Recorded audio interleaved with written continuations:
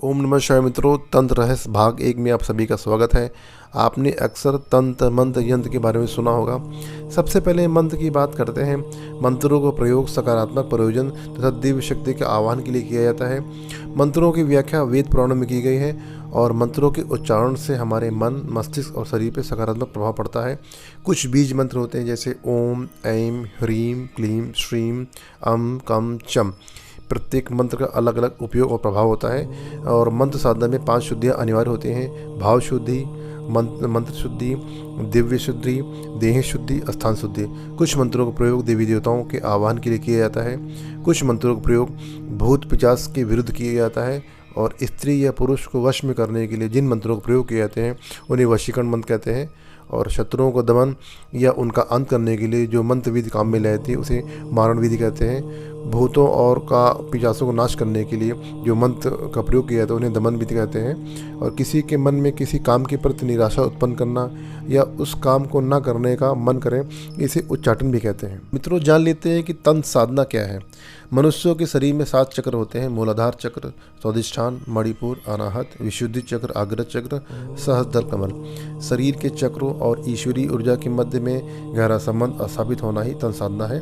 मार्कंडेय पुराण में 700 तांत्रिक श्लोक उल्लेख है और जिसके अलग अलग उसका अर्थ है। और तंत्र का अर्थ होता है व्यवस्था, मंत्र मनसा और यंत्र का साधन अर्थ होता है। तंत्र मंत्र यंत्र विद्या एक विस्तृत प्राचीन विज्ञान है। ये मूल रूप से शिव और शक्ति से संबंध होता है। इसका मुख्य स्रोत अथर्ववेद है जिसमें सभी मंत्र भगवान शंकर द्वारा किलित किए गए हैं। इसके अलावा और भी ग्रंथ है जैसे शिव तंत्र, भैरव तंत्र, शाबर तंत्र। वास्तव में तंत्र क्रिया आपके मस्तिष्क पे असर करती है। तंत्र क्रिया से किसी व्यक्ति को पागल किया जा सकता है। चलिए अब बात करते हैं कि तंत्र क्रिया के माध्यम से एक तांत्रिक क्या क्या काम कर सकता है। तो तंत्र क्रिया के माध्यम से एक तांत्रिक नकारात्मक शक्ति को व्यक्ति के शरीर में भेजता है जिसके अलग अलग उद्देश्य हो सकते हैं जैसे मारण प्रयोग हो सकता है, धन हानि और बीमारी के रूप में धन की बर्बादी, आकस्मिक दुर्घटनाएं, घर में किसी विशेष व्यक्ति को परेशानी उत्पन्न होना, घर में लड़ाई झगड़े करवाना, पति पत्नी में इतनी दूरी बनाना कि उनका तलाक हो जाए। अब बात करते हैं व्यक्ति पर तंत्र क्रिया सबसे ज़्यादा प्रभाव कब डालती है। जब व्यक्ति की कुंडली में ग्रहों की दशा खराब चल रही होती है, विशेष रूप से राहु केतु और कमजोर सूर्य हो, चंद्रमा हो, उस दशा में आपका जो है सबसे अधिक तंत्र प्रयोग होता है। यदि आपको लगता है कि आपको ऊपर तंत्र प्रयोग हुआ है तो क्या उपाय करना चाहिए। क्या तंत्र प्रयोग या नकारात्मक शक्ति सभी के ऊपर भेजी जा सकती है? अगर भेजी जा सकती है तो हर व्यक्ति पर उसका क्या क्या असर होता है। जो व्यक्ति नास्तिक है तो उससे तो पता ही नहीं चलेगा कि उसके ऊपर तंत्र प्रयोग हुआ है। किसी शत्रु ने किया है या उसके शरीर में कोई नकारात्मक शक्ति का वास है, उसे पता ही नहीं चलेगा। क्या एक साधक या भगत पर तंत्र प्रयोग हो सकता है? तो निश्चित रूप से हो सकता है, परंतु साधक तुरंत जान जाएगा कि उस पर प्रयोग हुआ है।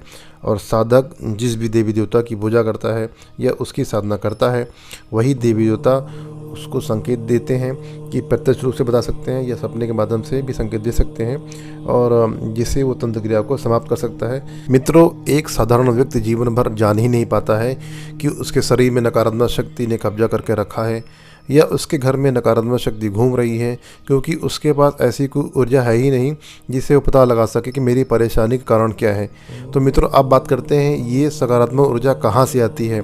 तो मित्रों, जो हमारी सहायता करती है तो ये सकारात्मक ऊर्जा मंत्र जप से, कोई धार्मिक पुस्तक जैसे रामायण हो गया, गीता, शिव पुराण, विष्णु पुराण, दुर्गा सप्तशती, सुंदरकांड, कोई 40 सहस्रनाम पाठ करने से बहुत ही प्रचंड शक्तिशाली ऊर्जा का निर्माण होता है जो आपके हर कार्य में सहायता करती है। बहुत से लोग सोचते हैं कि कोई बाबा तांत्रिक मिल जाए जो हमारी समस्त समस्या को जड़ से समाप्त कर दें। हर व्यक्ति के जीवन मित्रों समस्या आती है और हर व्यक्ति का अच्छा समय होता है, बुरा समय होता है। इस समय का अभ्यास करें। कुछ लोग को रातों रात अमीर बनना है तो इसके लिए गुरुजी को ढूंढा जाता है, वो साधना करते हैं। परिणाम क्या होता है, ऐसे व्यक्ति ठगे जाते हैं और व्यक्ति को उल्टे सीधे काम करते हैं और परिणाम स्वरूप उनका खुद का हानि होता है। मित्रों, आज के समय में सबसे ज़्यादा जो है यूथ जो है, किसी का बॉयफ्रेंड से ब्रेकअप हो गया तो ढूंढने लगता है किसी बाबा को जो उनके प्रेमी को वापस लौटा दे। यूट्यूब पर एक से एक बाबा पड़े हैं जो प्रेमी या प्रेमिका को वापस लाने की गारंटी लेते हैं। तो ऐसे ठगों से सावधान रहिए। और प्रेम जबरन नहीं किया जाता है। जो आपसे प्रेम करेगा वो आपसे नाराज हो सकता है, लेकिन आपसे हमेशा के लिए दूर नहीं जाएगा। कुछ व्यक्ति अपनी समस्याओं को दूर करने के लिए अनुचित मार्ग का चयन करते हैं, जैसे किसी भूत प्रेत चुड़ैल जिनकी पूजा करते हैं, शमशान में जाके प्रयोग करते हैं।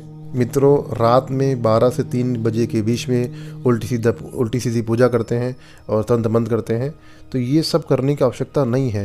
तंत्र मंत्र का प्रयोग जन कल्याण के लिए करना चाहिए, उसका दुरुपयोग नहीं करना चाहिए।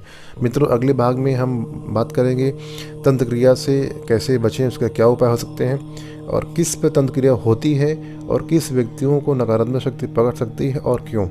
तो आशा करता हूँ आपको वीडियो पसंद आया होगा। वीडियो को शेयर कर दीजिए, हमारे चैनल को सब्सक्राइब कर लीजिए। तो मिलते हैं अगले वीडियो में। ओम नमः शिवाय। जय श्री महाकाल।